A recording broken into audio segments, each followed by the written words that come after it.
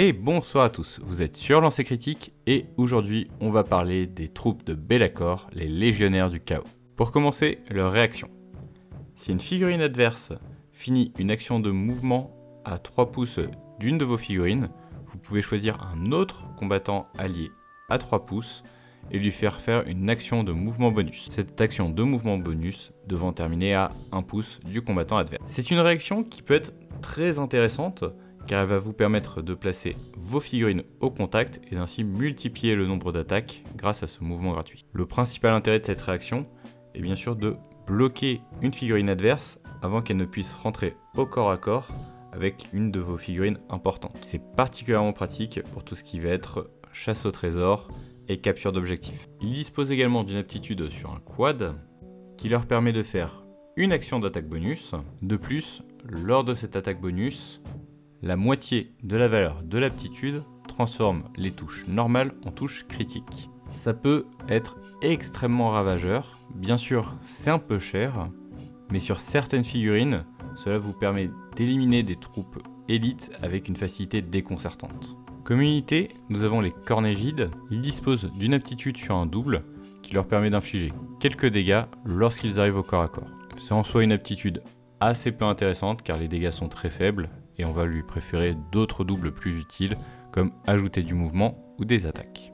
Nous en avons 3 versions différentes, la version avec hache et la version avec épée qui font des dégâts assez similaires, la version avec hache faisant de bons dégâts peu importe l'endurance de la cible, et la version avec épée étant plus efficace contre les unités sacrifiables. Finalement nous avons une 3e version qui est un peu plus chère avec masse, et c'est vers cette dernière qu'ira ma préférence, car ses dégâts sont supérieurs aux 2 autres versions. Ensuite, nous avons les cornes-casques. Ils disposent d'une aptitude sur un double qui leur permet d'augmenter leurs dégâts critiques. Statistiquement, cette aptitude est toujours moins efficace qu'ajouter une attaque, et donc je ne l'utiliserai simplement pas.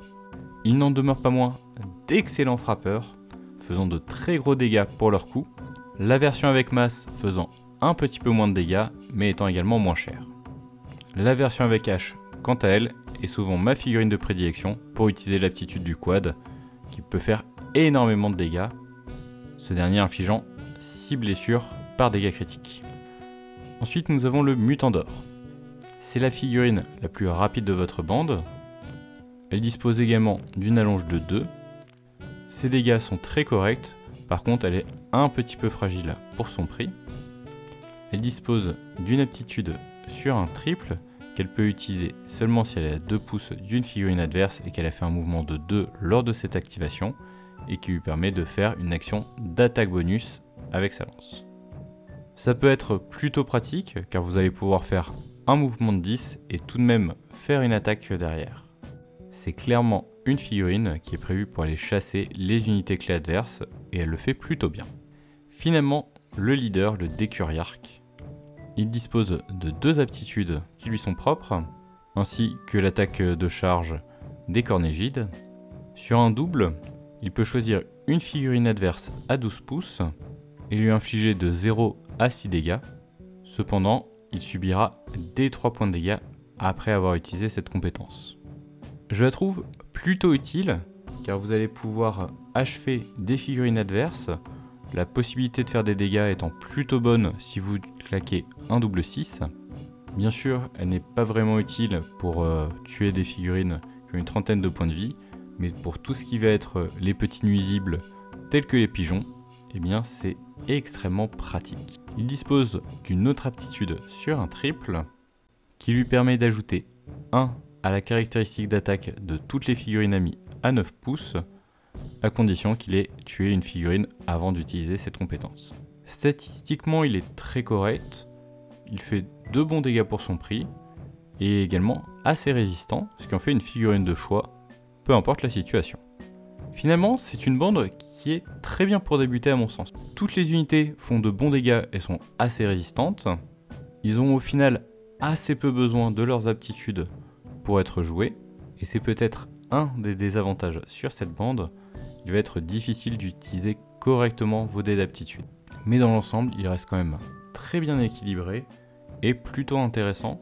Leur réaction est également très intéressante d'un point de vue stratégique et peut vous permettre de facilement contrer les plans adverses. Ça reste cependant une bande qui est assez peu nombreuse, il va donc falloir faire particulièrement attention à ces choix. Voici quelques exemples de listes pour vos légionnaires du chaos. La bande boîte de base. Un décuriarque, un mutant d'or, 3 corne-casques avec hache et 3 cornégides avec masse.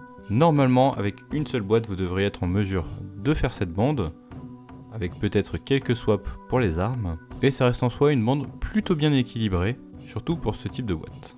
Ensuite la bande Pacte Sombre. 2 décuriarques, 2 mutants d'or, un corne-casque avec masse et 2 avec hache. C'est une bande que j'ai trouvée particulièrement intéressante à jouer, parce que vous allez pouvoir utiliser les aptitudes du décuriarque et des mutants d'or pour pouvoir aller vraiment cibler les figurines qui vous intéressent de la bande adverse, les corne-casques pouvant facilement gérer le reste des combattants adverses. Finalement, la bande tournoi.